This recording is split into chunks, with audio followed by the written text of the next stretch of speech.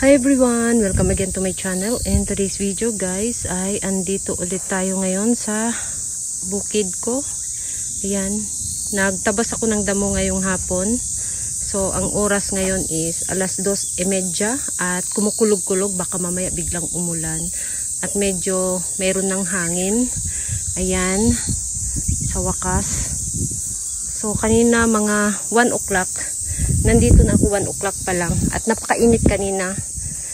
So walang hangin-hangin kanina guys. So pagpunta ko dito, tiningnan ko agad kung gaano kainit dito sa loob. So kanina is mga 39 degrees dito sa loob, 1 o'clock ng hapon. At ngayon ay 2:30 at makulimlim na at kumukulog-kulog. Tapos medyo may hangin na rin. So ayan, 5 degrees yung binaba. So 34 degrees. Ayan, yung dito sa loob ngayon. At yung mga succulents ko ay ganito yung hitsura nila. Walang electric fan dito sa loob. Binubuksan ko lang dito sa gilid hanggang dito sa taas. Ayan. Pero kapag umulan, syempre ibaba ko to kasi mabasa yung nandito. Pati dito sa gilid, ayan, binababa ko to. So kaninang umaga ay tinaas ko to hanggang dito sa ibabaw. Ito oh. Kasi usually hanggang dito lang sa may green. Ito, hanggang dito ko lang sila binubuksan yung plastic. Pero ngayon dahil nga sa sobrang init, hanggang dito sa ibabaw na. Yan. Tapos naglagay ako doon ng UV cut kasi sa umaga mainit dyan guys. Hindi katulad ng winter na yung sikat ng araw nandito banda dito. Tapos ngayon pa summer na, dito na.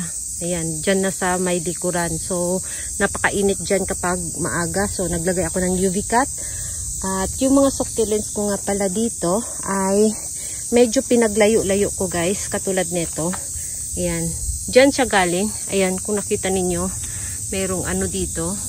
Dyan yung ano nila. So dikit-dikit sila dyan dati. So kahapon lang nilagay ko dito yung iba para yung airflow nila, kapag sobrang dikit kasi mas lalo silang mainit yung feelings nila. Yan yung feeling talaga.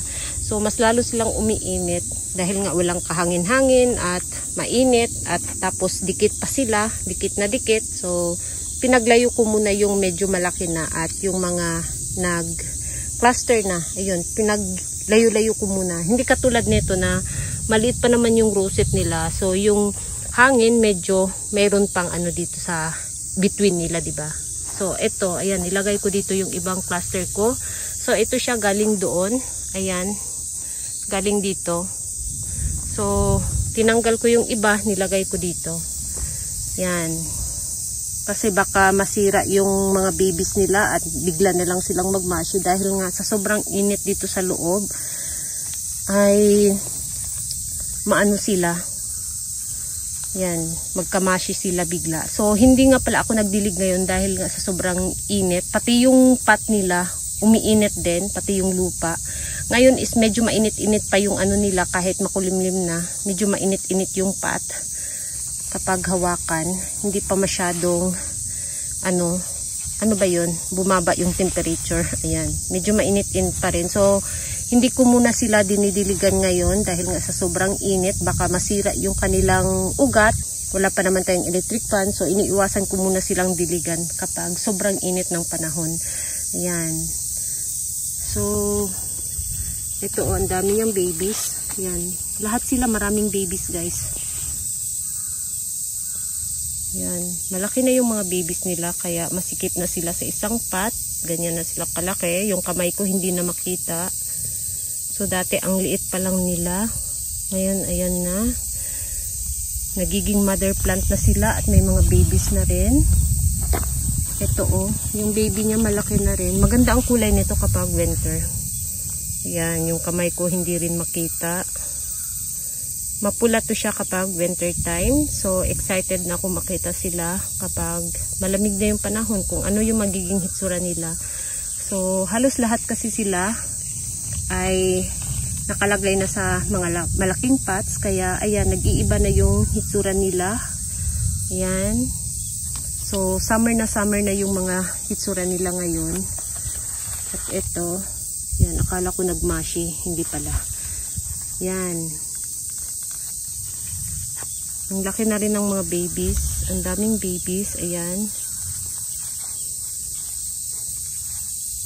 So, mga no-name nga pala to sila. Kasi nga, binili ko to sila ng, ano ba yun? Arrangement. Ayan. So, nagiging ganito na sila. Ayan, mga, may babies na rin. So, siguro ito sila is mga 3 years. Ayan, mula nung binili ko. So, napakaliit nito nung binili ko. Ano pa sila?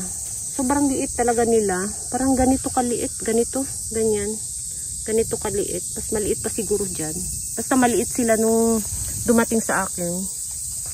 Ayan, mga cutie-cutie sila. Lahat nung dumating sa akin. So, ngayon ganyan na sila. Ayan. Maganda yung dahon niya sa gilid. Maputi.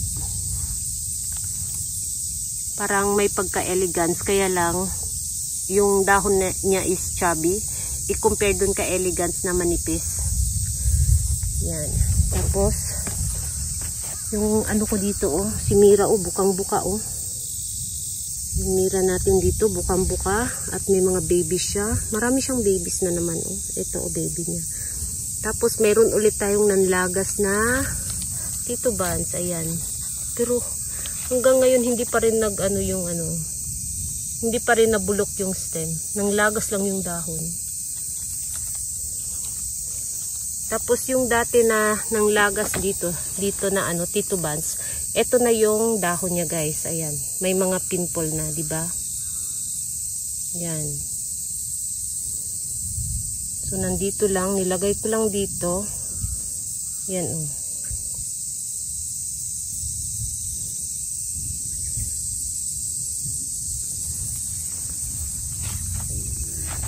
Tapos, ito yung mga kasamahan niya. Ito si Ben Buddies, nilagay ko dito. Doon siya galing, dyan. So, para mayroong space, hindi sila sobrang dikit, nilagay ko yung iba dito. Yan. At, yan, maganda yung kulay niya, Medyo may pagkapula. Yan, dark green na may pagkapula yung dahon sa likod. Tapos ito, na sunburn.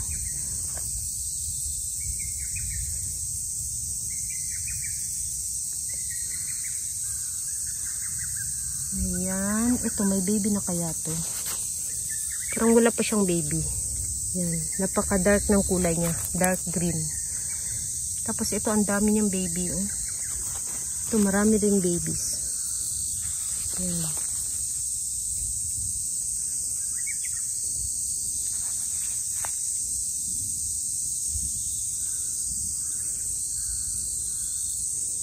So, ayan, guys.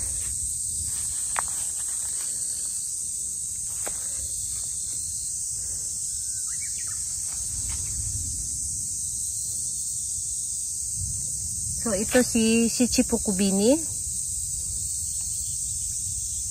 Ito, gumanda na naman ulit yung dahon niya, Kasi pumangit to siya. Gumanda na naman yung dahon niya at may mga baby siya sa ilalim. Yan. Medyo marami yung baby niya. 1, 2, 3, 4, 5. Mayroon siyang 5 babies. Yan. Ito naman, chubby-chubby. Para siyang si Amabile. Chubby-chubby yung dahon. Tapos ito, kamukha ni Elsa. Meron ako ditong Elsa. Saan na kaya si Elsa? Nandyan lang siya, guys. Meron akong Elsa. Kamukha siya ni Elsa ito.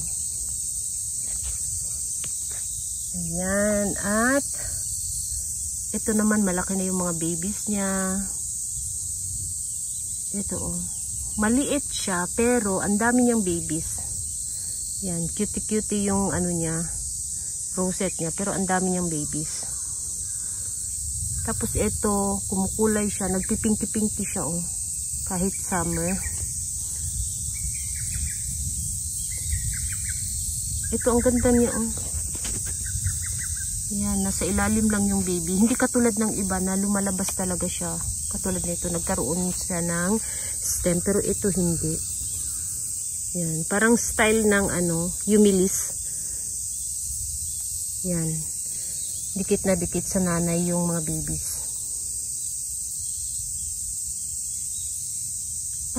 Ito may baby na siya, oh. Ang tagal kong inantay magkaroon to siya ng baby. Meron siyang 3 baby. Yan, si Red Hole nga pala ito siya. Yan, maganda yung kulay nito kapag winter. Pumupula siya tapos bilog na bilog. Yan, may mga baby na siya, guys.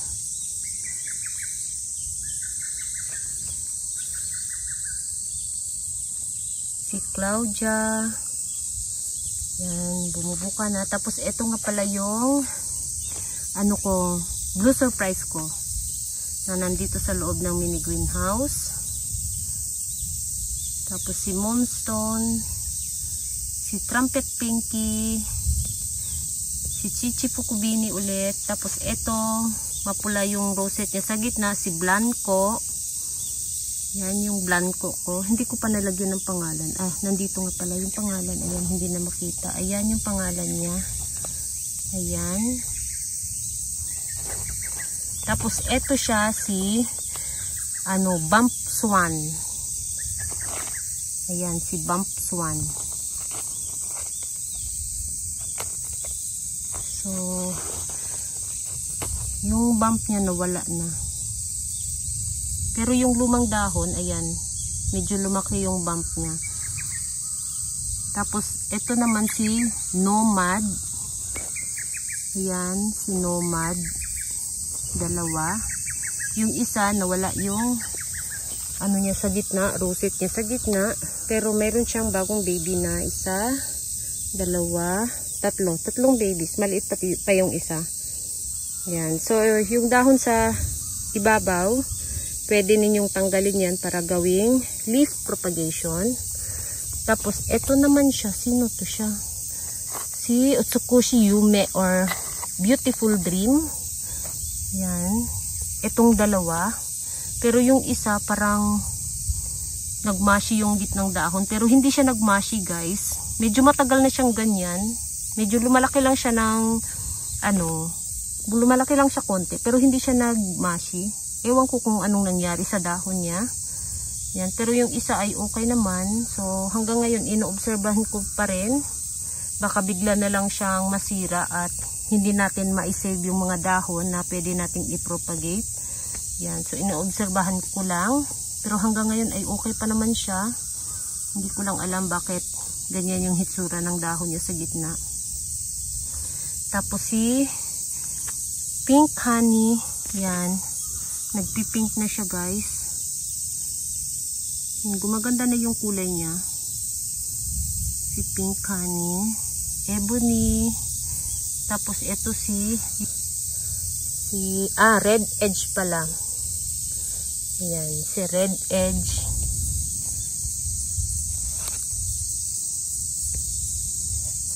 Tapos itong tinanim ko nung mga bandang April katapusan yata ko to, tinanim dito sa mga square pots. Ito, sila. Parang na sila, guys. Malaki na sila ngayon, oh. I-compare nung bago silang tanim dyan. Medyo malaki na talaga sila tingnan.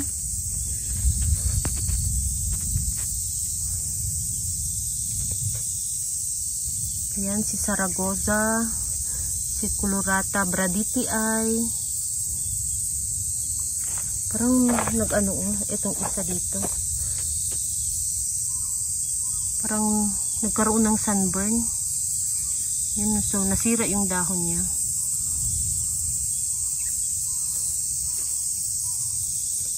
Ayan, si Wild Colorata. Ito naman siya si Robin Cross Madiba.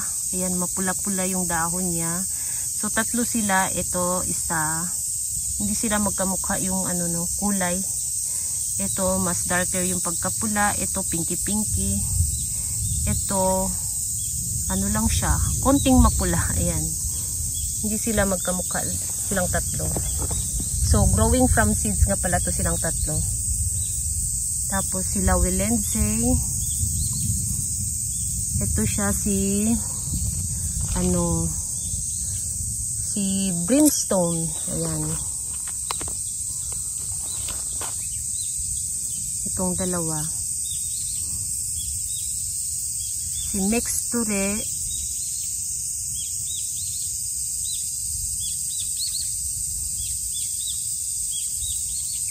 Ayan.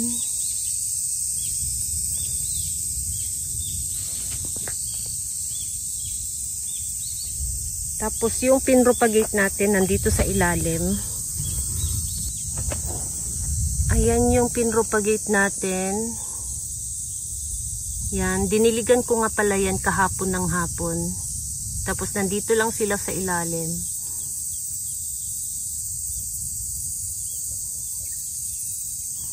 So, okay naman sila. Medyo mataba pa rin yung dahon mula nung tinanggal natin. Parang wala pa rin naiba. Ganun pa rin siya. Yan. Tapos, yung Madiba. Crispy Beauty nga pala. Ibalik natin sa ilalim. Yan. Crispy Beauty natin. Nandito lang siya. Ayan. Ayan guys. Kita na yung mga babies niya. Ayan na yung latest niya ngayon. Yan. Mga basa pa kasi kahapon lang ng hapon ko diniligan. Yan, hindi pa siya totally na natuyo. Ito rin oh.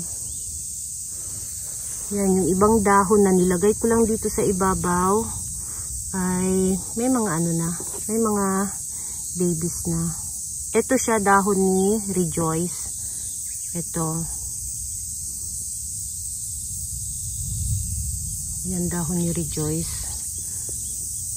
Tapos ito, hindi ko alam kung kay kung kay sino ba to? Kay Cupid or kay Davy or kay Dusty Rose. Hindi ko na alam kung kanino to. So, tingnan na lang natin kung kanino magiging kamukha paglaki. Yan, kasi parang mayroon akong nilagay na dahon ng Dusty Rose, yung dahon sa flower stalk dito. Parang naghalo na sila. Kasi ito, ang ko neto, kay to siya, kay Davy to. Dahon to siya ni Davy. Yung dahon sa flower stalk. So, tingnan na lang natin kung kanino magiging kamukha. Yan. So, mayroong mga nasirang dahon. Tanggalin din natin. Yan. Para hindi mahawa yung iba. So, ito nga pala yung dahon na nagmashi. Ayan. Tinanggal ko at nilagay ko lang dito para pwedeng baka magkaroon ng baby. Ayun, meron tayong maiwan na baby. Yan. Tapos yung iba kong babies ay ganun pa rin. Malaki na rin. Pero sila guys. Ayan. Napaka soft ng dahon. Si Onslow. Yan, napaka-soft ng dahon. So, ito nga pala lahat ay Onslow yan. Sobrang soft ng dahon kasi hindi ko diniligan. Yan, pati ito. Yan, soft din ng dahon ni Cloud.